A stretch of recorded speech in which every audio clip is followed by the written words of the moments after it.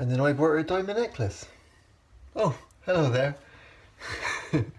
I'm sorry to do the old fast show introduction. Look at my teeth. It's amazing. That's really incredible. Sorry, it's a new tray today, you see. This is tray number 21 of 31, which means I'm officially 2/3 of the way through the process. It's actually more than 2/3 of the way through the time, because it's 10 days per tray now. Well, double trays, you know, one top, one bottom, instead of 2 weeks. I'm still blowing bubbles, and the reason I'm blowing bubbles, I asked the orthodontist about this, is because it's moving the teeth either forwards or backwards or whatever, the trays don't fit flush with the tooth. So if that's the tooth, like that, get my little finger properly, when you put the new tray in, the new tray is kind of like that, so therefore air gets in here and then bubbles come out here. You want it like that and nicely in. So it's all about the fusion fingers, yes. How's it been? Tray 20 was a weird one because I put it in and it was so tight around the front because it was moving those two teeth and these two teeth. I had to check that I hadn't actually gone to tray 21 by mistake because it felt like I'd made a jump compared to normal trays. But nope. But it's done now. The 10 days was good. I've done a few now for 10 days. I really am blowing bubbles. It's something I notice actually when I'm busking is that when I've got new trays in, the S's are a little more difficult. I do blow bubbles.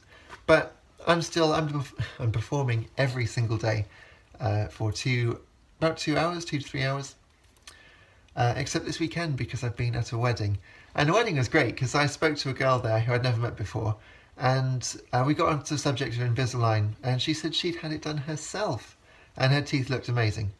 And she said, so what, you're doing it now? And I said, yeah. And she said, oh, I thought you were finished. Because obviously they look really, really good. Sorry, I keep looking at them. So I don't see that. I don't look in the mirror that often, I suppose. Otherwise I'd have a better hairstyle. I need to pay for a new haircut. Never mind. So what to report? Really, it's at the moment it's all about the overbite, because I think the next tray, is the furthest that the teeth will be forwards, but it's about there anyway. So from now on, it's all going to go backwards because I do have quite a substantial overbite to the point where it's pushing my top lip forwards. You can see more of my top lip because my teeth are right up against it. See? Like that. Which means sometimes when I wake up, I've got my teeth on my bottom lip, like that, which makes me feel a bit goofy, I must say. But it's only temporary because it's going to go back to where it was at tray 16. Yeah, tray 16. So this is 21, so there's 5 trays worth to go back again, so that's fine. Yeah, so taking my trays out to eat over the weekend was quite difficult because I didn't really have access to my toothbrush and there was so much food. Oh, so much food. It was amazing food. Andy, if you're watching, thank you for all the food. It's brilliant. But yeah, so having to take them out, keep them in my pocket in the little thing. That's all fine. I suppose actually it's the cleaning that I'm not going to miss. I was thinking the other day, what really annoys me about Invisalign, because there are very few things that do, to be honest. One of them is the fact that you have to clean the trays properly, thoroughly, at least twice a day. I usually do it twice, sometimes 3. I definitely clean my teeth 3 times a day, but the middle one, because it's usually only about 3 hours. 3 hours since I had breakfast and did my teeth then, that I don't feel the need to have to do it again. But obviously after you've woken up, you've had a whole night of saliva in there, and that's gross. And I like to get them all clean as well before I go to sleep. So that makes good sense. And my teeth are nice and white as a result. The other thing that I wanted to talk about actually is weight loss, because the orthodontist did describe it as the Invisalign diet, because you don't snack. You can't snack because you can't eat with these things in, and it's not good for your teeth to keep taking them out because the disturbance it causes, especially early on. Having said that, taking them out now is so easy. Look. See? Straight off. Didn't have to do the other side. It's amazing. Yeah, it's quite tight. because it's a new tray, new one today, new one about 6 hours ago. Yeah, so my teeth are a little sore. They'll be sore tomorrow as well as a result. So I won't miss all the cleaning. But that made me think at the end there are two options for what you do at the end, because once you've finished your course, you're not done. Not ever, basically. You either have a bar put behind your teeth, which is invisible to everyone else, but is always there. Or you have a nighttime retainer, which is just like these, but harder plastic. And you have to wear that every night forever. The orthodontist did say that perhaps after like 4 or 5 years, you can probably cut it down to 5 times a week. Another couple of years, cut it down to 3 times a week if you want, when your teeth have settled down a bit. But basically, if you want your teeth to stay straight, you've got to wear the retainers or it will go higgledy-piggledy. Or, of course, you can have the nighttime retainer and the bar, and then you're definitely going to have perfect teeth for a very long time. As long as you can keep them, basically. Well, when I first started the treatment, I was adamant, absolutely adamant, I did not want a bar in my mouth. I couldn't stand the thought of it. And then now I've got these attachments on my teeth, like that one. Sorry, that one there. See? And there. And there. And a few along the bottom as well. And also holes for them in the plastic. Well, not holes, but the ridges in the backs of these two teeth and these two teeth. And I can feel that with my tongue, because the orthodontist made a mistake, as you'll know if you've been following the whole journey. But it's a lot of videos now, so don't blame me if you haven't. It's a small mistake. It's just that he didn't tell the computer that he wasn't going to put the attachments on the back of these teeth.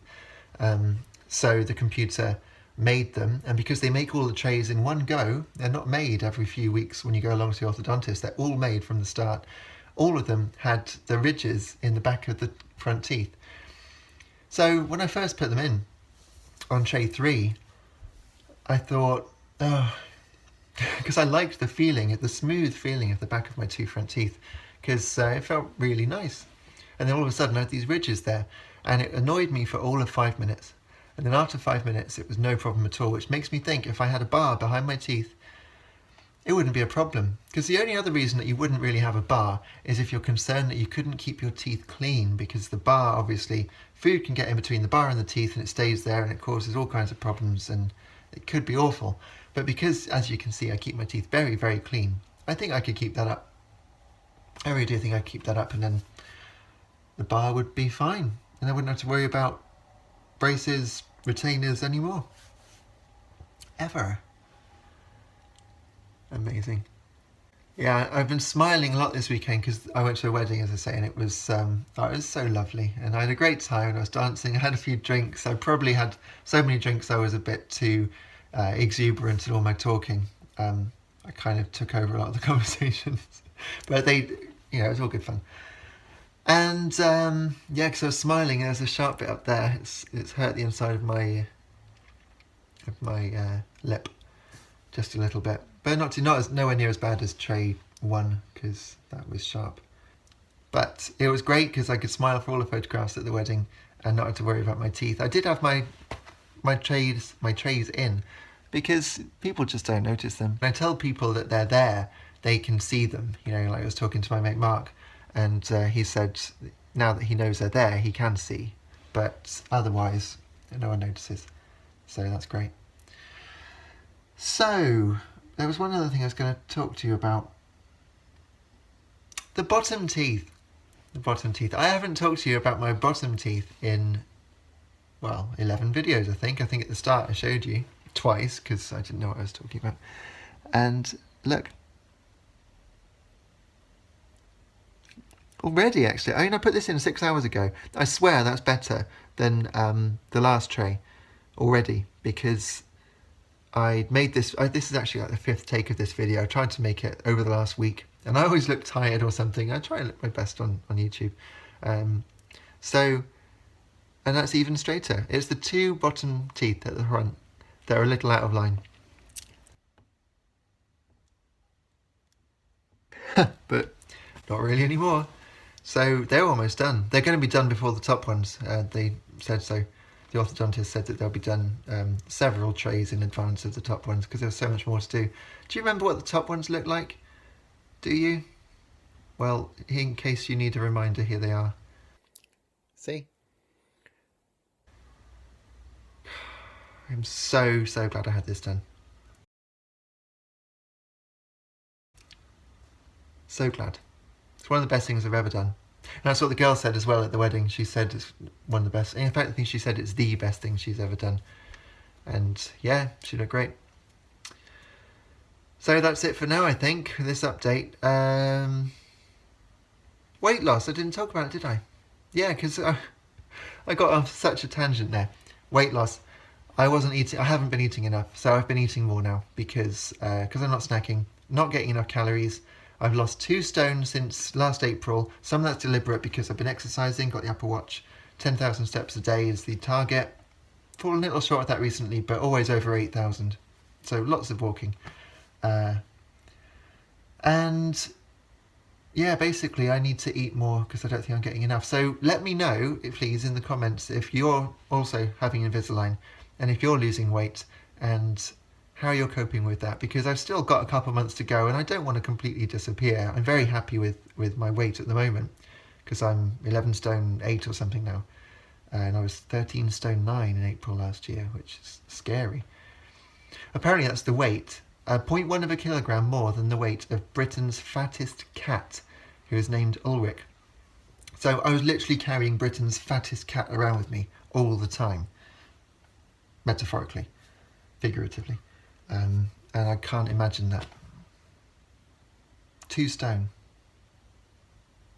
It's not right. So I'm much better at this weight. I feel happier, I look better, I feel great.